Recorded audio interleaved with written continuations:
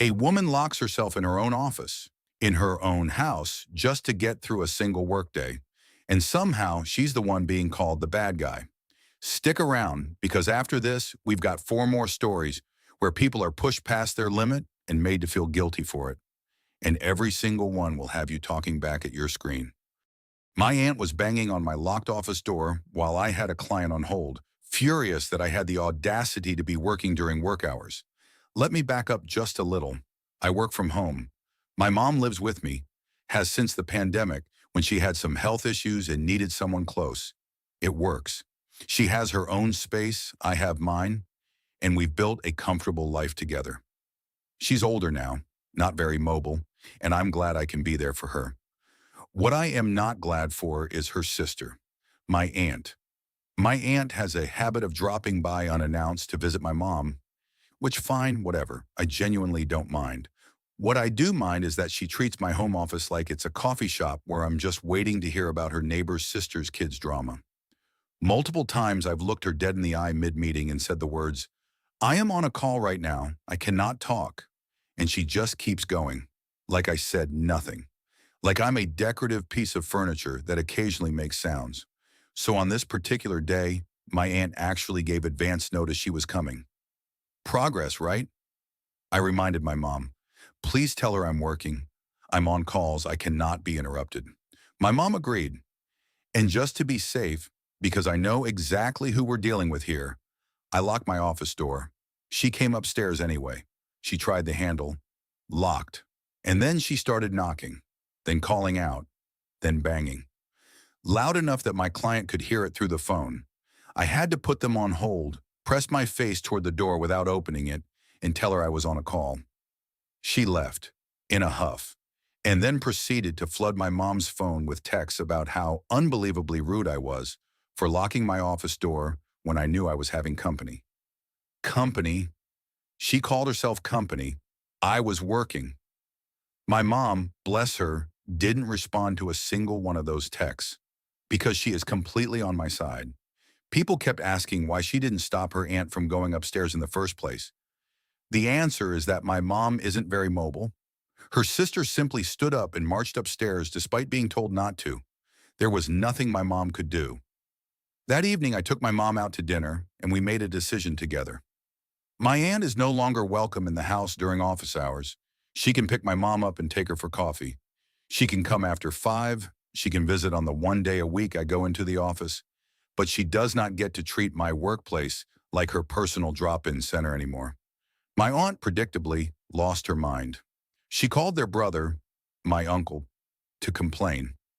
He texted me to say he told her she was completely wrong. Her own husband told her she was wrong.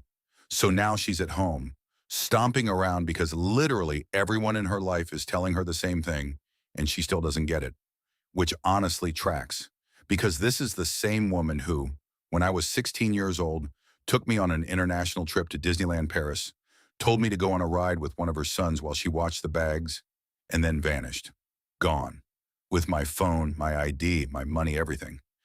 I came off that ride to find nothing but empty space where she used to be.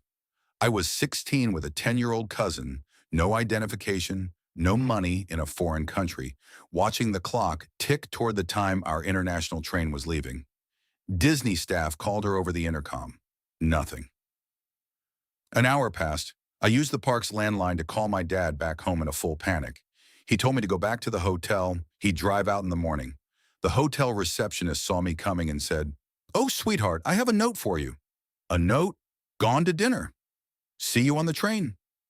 I ran to the station, made it through customs somehow. I still don't know how. And got on that train as the doors were literally closing.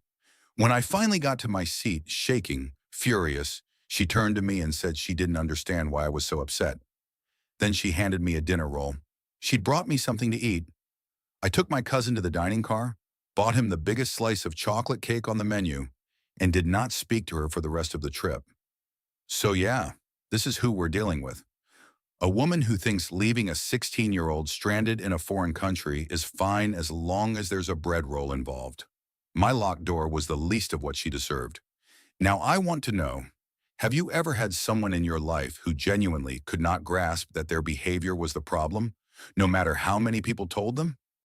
This next one had me speechless. So my son and his wife Emily are staying with us. Water damage at their place, totally not their fault, and I was happy to help. They'd been here less than a week. I work nights. I get home around 6:30 in the morning, and before I sleep, I make my husband coffee and breakfast. Just our little routine. I offered my son and Emily the same thing. They said yes to coffee, no to food. Simple enough. I made 2 extra cups and told them to let me know their preferences. Emily texted me that night saying she left instructions. I came home to a full written guide for a Starbucks-level drink. Foamed milk, multiple syrups, a specific coffee bean, ground fresh, a different brewing method, and we only have a drip machine. Half the ingredients were sitting on the counter like I was clocking in for a shift. I made the normal coffee. Emily was furious. She said I shouldn't have offered if I wasn't going to do it right. I told her I'm not a barista. We argued before she left for work, and now my son is texting me about being inhospitable while I'm trying to sleep after a night shift. I offered a cup of coffee, not a catering service. Am I really in the wrong here, or did Emily completely overstep? Here is one that might surprise you. My mom and I have always been rocky, but since I got engaged, something shifted. She started making weird comments about my body, comparing our engagement rings and saying things like, "This day is as much about me as it is about you." I thought she was joking. She was not. She showed me the dress she bought. White, floor length, looked exactly like a bridal gown. I told her flat out she could not wear it to my wedding. That is when the tears came. She said this was her last chance to feel beautiful before she gets old, and that I was selfish for taking that away from her. I actually felt bad. So I offered to take her shopping, find something elegant, something she would genuinely love. The moment I said that, her whole attitude changed. Suddenly I was controlling. Suddenly I was ungrateful. No more tears. My fiancé backed me up. My maid of honor backed me up. But now my mom is threatening to skip the wedding entirely, and my aunt is telling me to just let her have this one thing to keep the peace. Here is the thing. I offered a solution, a real one. She did not want a solution. She wanted to wear white to my wedding, and the second I said no with a boundary attached, the grief disappeared instantly. That tells me everything I need to know. Would you have called her bluff or tried to keep the peace? Here's one that had me completely torn. So I carry a USB killer in my backpack. It looks like a normal thumb drive, but I put a tiny devil face sticker on it so I never mix it up. I keep it on me because my parents are notorious snoopers. If it's on my desk, they're plugging it in within the hour. One day I had to leave campus fast and asked my friend to watch my bag. Plans changed, so I texted her to just take it home and I'd grab it tomorrow. She said no problem. What she also said the next day? That she got curious, went through my bag, found the devil sticker drive, thought it was my regular one, and plugged it straight into her gaming PC. The computer died instantly. Motherboard, power supply, completely fried. Now she wants me to replace the whole setup. And look, I genuinely feel bad. Her PC is gone, and that's a real loss, but she went through my bag without asking. She plugged in a random drive that wasn't hers. There's a reason I labeled it differently. I didn't booby-trap her room. She searched my stuff and grabbed something that didn't belong to her. The devil sticker was literally a warning. Do I owe her a new PC, or did she destroy it herself the moment she started snooping? Here's one that had me completely baffled. I started an office job a few years back and immediately noticed the difference. Less movement, gaining weight, cardio dropping fast. Nothing drastic, but enough that I wanted to fix it. So I came up with a simple routine. I have a 1-hour paid lunch break. I eat in my car, then spend the remaining time doing laps around the parking garage.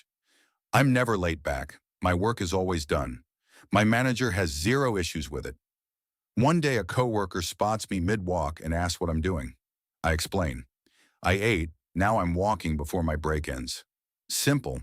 He tells me the lunch break is for eating, not walking. That when I'm done eating, I should go back to work. I pointed out that we're given a full hour. I'm using all of it. He clearly wasn't happy because suddenly coworkers started making comments every time I headed out. I even asked my parents for perspective, and they both said I should be working through lunch like everyone else. But here's the thing, it's a paid hour. My manager knows and doesn't care. All my work gets done. I have my phone on me in case of emergencies. Nobody's being hurt by me walking circles in a parking garage. My coworker doesn't get to decide how I spend my break. So tell me honestly, would you have gone back inside? So there you have it. Now I want to know what you think. Drop your verdict in the comments below. Was he in the wrong or completely justified? If you enjoyed this one, hit like and subscribe so you never miss another story. See you in the next one.